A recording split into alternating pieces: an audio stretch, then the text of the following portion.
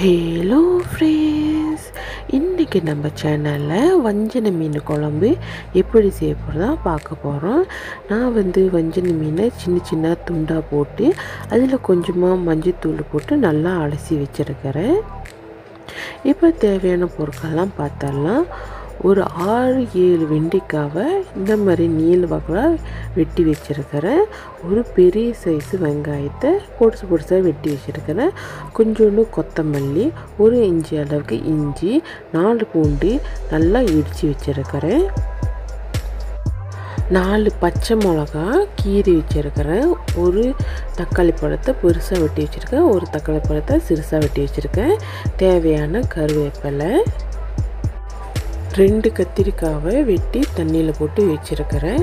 ஒரு லெமன் சைஸுக்கு புளி எடுத்துக்கோங்க. அது நல்லா தண்ணியில் கரைச்சி வச்சுக்கிட்டு, அரை கரண்டி மஞ்சத்தூள், 2 கரண்டி வெறும் பட்டை மிளகாத்தூள், 5 கரண்டி மிளகாத்தூள். நீங்கள் குறவா செஞ்சீங்கன்னா குறவா ஆக்கிக்கோங்க. நான் கூடுதலாக செய்கிறனால 5 கரண்டி போட்டுக்கோங்க. போட்டுட்டு இது நல்லா கை வச்சு நல்லா கரைச்சிக்கோங்க.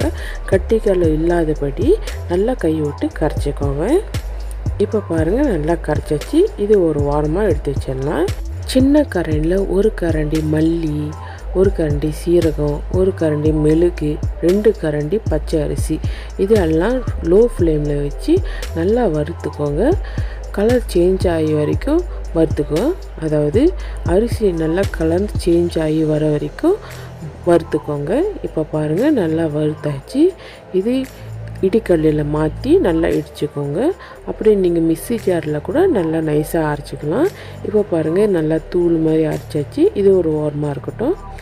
பானையில் தேவையான எண்ணெய் ஊற்றிக்கோங்க. எண்ணெய் காற்றிட்டு 2 டீஸ்பூன் அளவுக்கு வெந்தயம் சேர்த்துட்டு நல்லா பொரிய விடுங்க. நல்லா பொரிஞ்சு வந்தோன்னே அதில் வெட்டி வச்ச வெங்காயமும் சேர்த்து நல்லா வதக்கிக்கோங்க.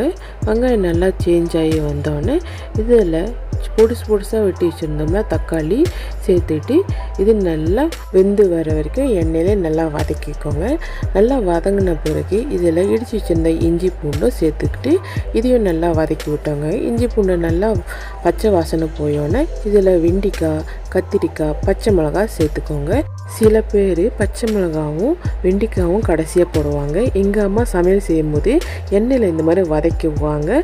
அது வெண்டிக்காய் கடித்து சாப்பிடும்போது பச்சை ஸ்மெல் வராது. அதனால் நாங்கள் சாப்பிட்டு இதே மாதிரி பழக்கமாச்சு. அதனால் நானும் இது வெண்டிக்காவை எண்ணெயில் வதக்கிக்குவேன். 2 நிமிஷம் எண்ணெயில் நல்லா வதக்கின பிறகு கரைச்சி வச்சுருந்த சாந்தை இதில் சேர்த்துக்கோங்க. அதாவது புளி கரைசலில் நம்ம மிளகாய் சாந்தெல்லாம் போட்டு வச்சுருந்தோம்னா அது நல்லா இதில் கலந்து விட்டுட்டு ஒரு வாட்டி மிக்ஸ் பண்ணி விட்டுட்டு இது மூடி 2 நிமிஷம் லோ ஃப்ளேமில் குக் பண்ணிக்கோங்க. இப்போ 2 நிமிஷம் ஆயிடுச்சு. நல்லா ஒரு வாட்டி பரட்டி விட்டுக்கிட்டு இதில் தேவையான தண்ணி ஊற்றிக்கோங்க. இது கலர் ஏன் சேஞ்ச் ஆகுனா கலந்து வச்ச சாந்து தண்ணியில் நான் கொஞ்சம் கரைச்சி ஊற்றிருக்கேன். அப்புறமா இடித்து வச்சுருந்த மல்லி, சீரகம்லாம் இருக்குல்ல, அதையும் இதில் சேர்த்துட்டு நல்லா கலந்து விட்டுட்டு கருவேப்பிலையை கடைசியாக போட்டுருங்க. போட்டுட்டு ஒரு நல்லா 2 நிமிஷம் கொதி விடுங்க. கொதிஞ்சு வந்தோடனே தேவையான உப்பும் போட்டுக்கிட்டு லோ ஃப்ளேமில் மாற்றிட்டு இந்த மீன் துண்டெல்லாம் இறக்கிடுங்க. இறக்கி விட்டுட்டு இது நல்லா குழம்புலையே மூழ்கிற மாதிரி இந்த மாதிரி கரண்டி வச்சு அமுத்தி விட்டுக்கோங்க. அமுத்திட்டு இது மூடி லோ ஃப்ளேமில் 5 நிமிஷம் குக் பண்ணுங்கள். 5 நிமிஷம் பிறகு திறந்துட்டு இதில் பெருசாக வெட்டி வச்சுருந்த தக்காளி பழத்தை சேர்த்துக்கோங்க. சேர்த்து விட்டுட்டு கடைசியாக கொத்தமல்லியும் சேர்த்துக்கோங்க.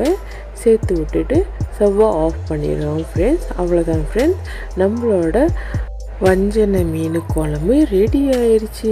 பார்க்குறதுக்கே சூப்பராக இருக்குல்ல.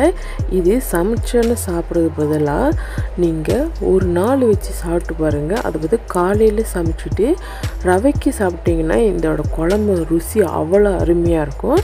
நீங்களும் மிஸ் பண்ணிடாமல் ட்ரை பண்ணி பாருங்கள். ட்ரை பண்ணி பார்த்துட்டு எப்படி இருக்குன்னு எனக்கு கமெண்ட் பாக்ஸில் சொல்லுங்கள். இந்த ரெசிபி உங்களுக்கும் பிடிச்சிருந்தால் லைக் பண்ணுங்கள், ஷேர் பண்ணுங்கள்.